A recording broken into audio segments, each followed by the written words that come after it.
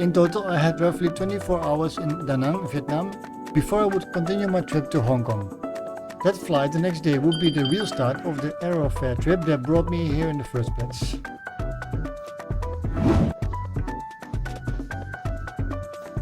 I had a large room very close to the airport, so I could walk it at any time.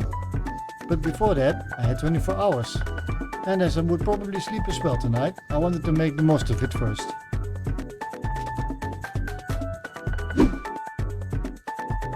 Across the street, at least somewhat, I found a nice open bar. Outside seating and cold beer on the menu. The portion size of the food served compared to the price was quite large.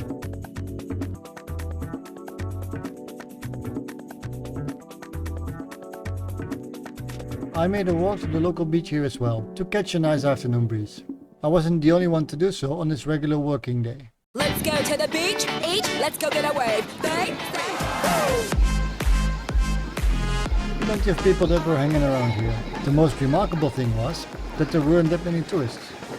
Maybe because it was still too early in the afternoon and it's pretty hot.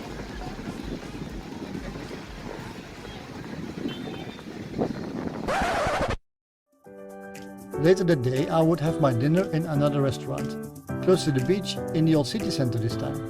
Not too crowded here as well. And outside seating available. I prefer this most of the time, unless it's in the direct sun of course. Back in my hotel room I found this letter on my bed. Almost as strange as the gas mask that was hanging around in one of the closets in the room. The hotel room itself had nice views over the downtown area of Da Nang for me to enjoy. But I had to get up on time, so I wouldn't make it very late this evening.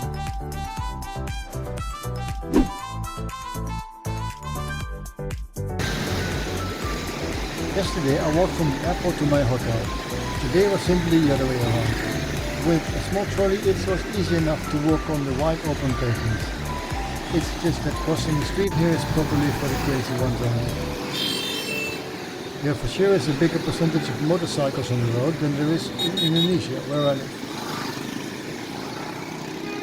If you aren't subscribed yet, it's a perfect time to hit the subscribe button and also the notification bell while I risk my life crossing the street here. A like to this video is also appreciated and is free. At the airport, I received all my boarding passes and lounge passes for the trip to New York all in one go, and I was guided to the futuristic looking airport lounge. It was quite empty at this hour, but with all the seating it wasn't hard to relax for a while and to have breakfast at the same time.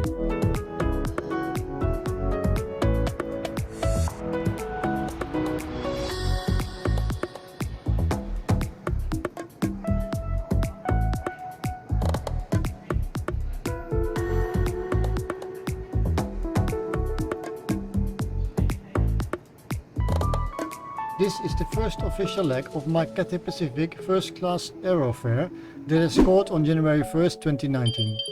I paid almost $840 for this trip, something that would normally cost up to $20,000. Quite amazing though, that Cathay Pacific informed me the very next day that they would actually honor this aerofair. So planning the entire trip started right away. This once again was a short flight, just under 2 hours, but it would be the last one for now, as after this the flights would go intercontinental and in first class as well. This Cathay Dragon flight, KA221, was still in business class, as this regional subsidiary to Cathay Pacific didn't offer first class. Yet past tense indeed, as Cathay Dragon has unfortunately gone bust late 2020.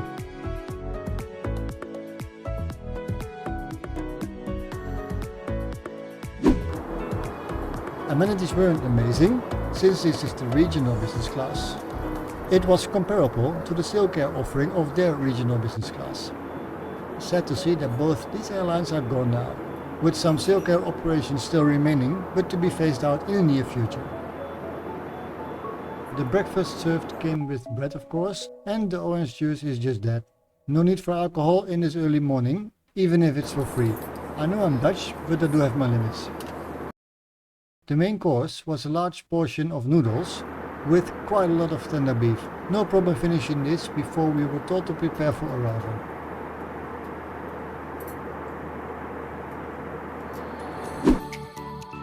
As we are landing into Hong Kong, this will be the end of this short video. Full videos of the departure and landing start at 5:55, just behind this. Thank you for watching and see you soon.